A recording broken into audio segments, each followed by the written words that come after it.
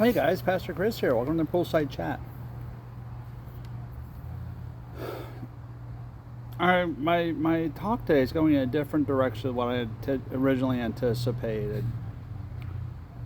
I thought it was important. I have not received a question on this, but I thought it was important to say something.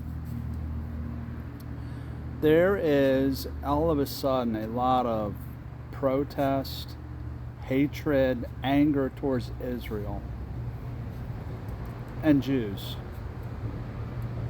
I think maybe a little bit, and I just say this is my opinion.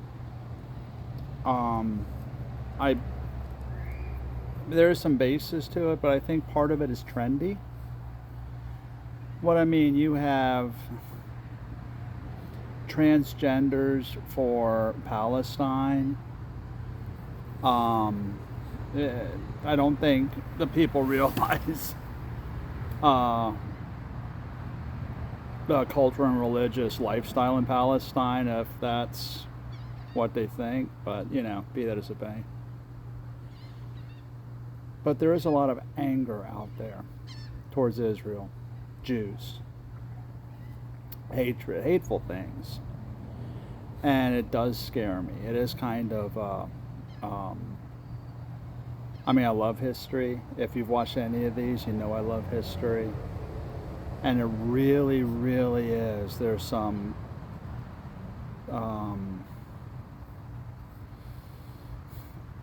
voices from 1930s Germany. It's really scary. But something I wanted to remind you of. The story of the conflict, most Bible scholars see it going back to Abraham and his two sons, Isaac and Ishmael. God promised Abraham a son, the Abrahamic covenant, great nation. He was very old. Wife was very old, Sarah. So Sarah gave Abraham her slave, her handmaiden. Had sex, got pregnant. And Sarah got mad, got jealous. So she sent off. She loved Isaac. She did have a son, Isaac, born to Sarah. Ishmael, born to Hagar. Abraham didn't like that because that was his son. And he wanted to take care of his son and his mother. Sending him out to the desert was a death sentence. But he did. And what I find fascinating in this, and we forget, it says Ishmael is going to be a wild man. Not a donkey, wild donkey. He will have anger towards others, and others will have, conflict with him.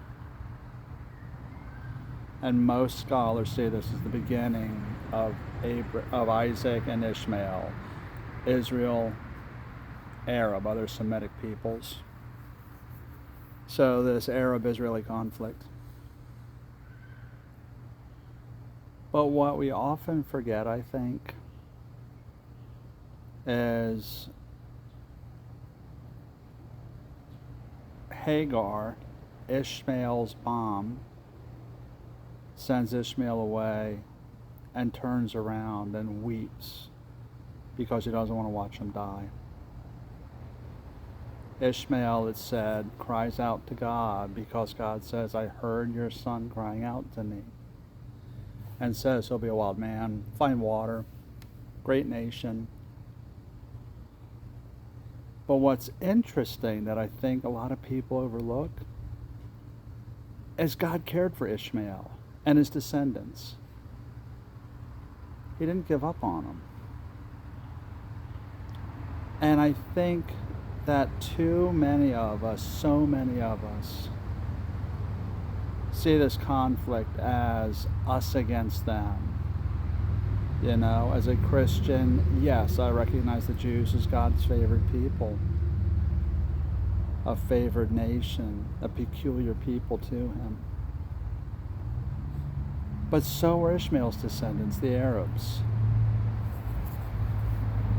And I think one of the issues is that this has descended into an us versus them.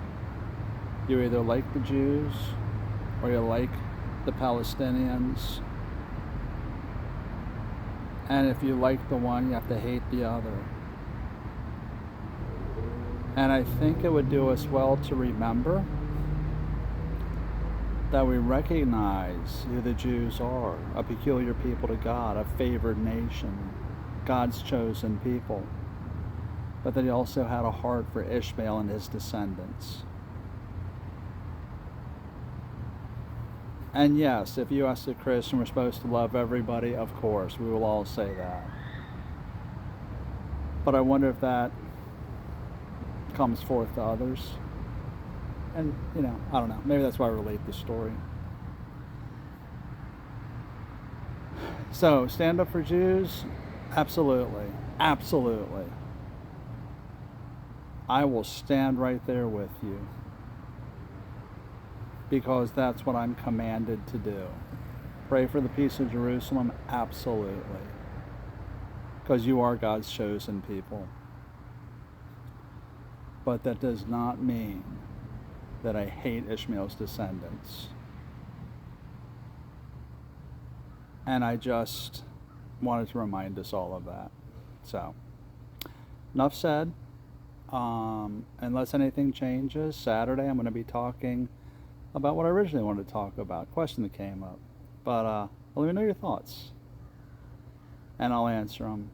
Facebook, YouTube, and Rumble at FL Compass Church. Let me know. Keep the questions coming. And tell me what you think of this. Chew this over.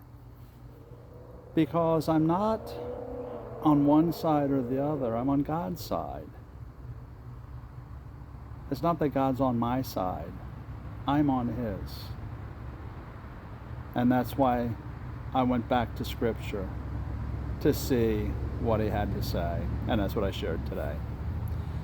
Thanks for listening. Have a wonderful rest of the week. See you Saturday.